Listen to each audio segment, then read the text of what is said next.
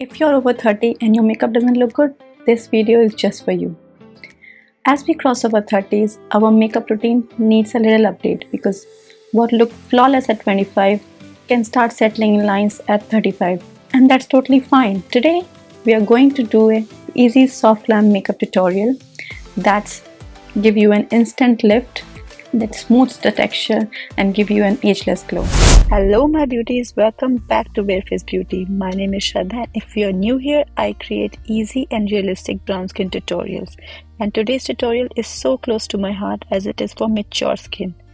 That is glowy, hydrated and ageless. So let's get started. Let's start with skin prep. I'm using this hydrating serum spray. It's a lightweight spray that gives you enough hydration and glow in your first step of makeup.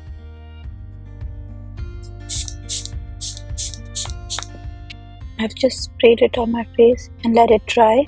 For the next step, I'm using lightweight moisturizer so that my makeup doesn't separate. Generally, heavy moisturizers separate your makeup. For mature skin, your biggest primer is your skin prep. I don't know what you did at your 20s, but you cannot sleep on skincare when you are 30. My skin is all moisturized. Now give it at least 5 minutes to sink it in, and then we can start applying our makeup. So it's already 5 minutes and now I'm going to start with the primer. It's a plumping serum plus primer. If you have fine lines and if you are dry skin, I would suggest you to please avoid the silicone matte primers. Go for a dewy primer. I'm just going to apply all over my face. Now my face is sticky enough to hold the product. As you age, you start to accept your flaws.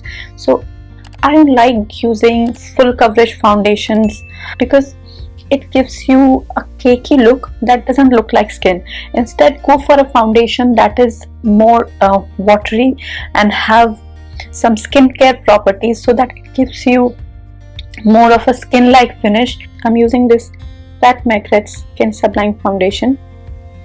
I just work the foundation on the back of my hand and cover each and every bristle, and then just I have to buff it out. I'm not dragging the foundation, I'm just buffing it out, moving it into circular motions. Always apply your foundation on your neck as well. You don't want separate colors from your face and your neck. Take a damp beauty blender and just remove the excess from the skin. Just lightly tap tap tap. Now with the concealer, little goes a long way. I have two options here. One is a Tarte Shape Tape Concealer and another one is Kosas Brightening Concealer. First, using this, do not use concealer that is way too light than your skin. It will look ashy. It will give a flashback in photos. So try to use the concealer which is exactly your shade. And then I'm just using on my nose and around my mouth. That's it. I'm using this concealer brush, blending my concealer in the same place I've applied it and just taking it upwards. It looks like that I don't have any under eye dark circles, but it needs some brightening, and that's where I'm using my second concealer, that is Kosas. Taking a tiny dot of it onto my inner corner. Now going with the same brush. This is a hydrating concealer, more creamier, and it's easy to blend. For brightening, you have to use a concealer that is 2-3 shades lighter than your skin. Now it's time to set our under eyes. So I'm using Huda Beauty loose powder. Work it at the back of your hand and just press it gently. This is one of the best loose powder in the market these days, and because of its pink color, it brightens the under eye.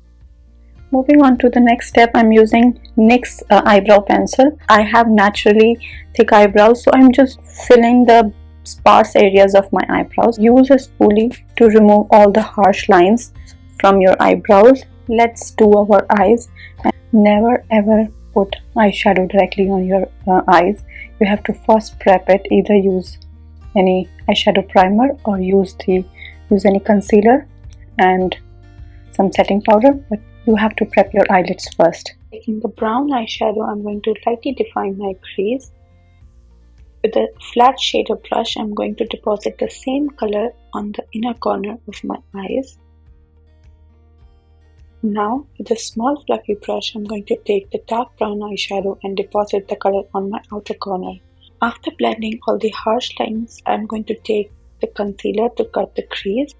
Take a flat shader brush and draw a half circle on your inner corner. Once I'm satisfied with the shape, I'm going to take the white eyeshadow to set my concealer in place. Now take this white shimmer and just apply in your inner corner to brighten up the eye. Now taking my NYX gel eyeliner, I'm going to lightly define my lash line.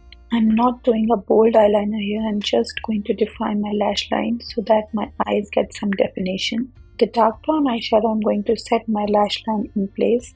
Now, if you don't like wearing false lashes, then do not skip this step. Please tightline your lash line. With the dark brown eyeshadow, I'm going to smoke my lower lash line as well. And finally, completing the eyes with a good coat of my favorite mascara. This Slim wand coats my smallest lashes as well. For the blush, I'm going to use my recent favorite Peri Pera blush in the shade Sunshine Fig, and I'm going to use the blush just above my cheekbones for that lifted look.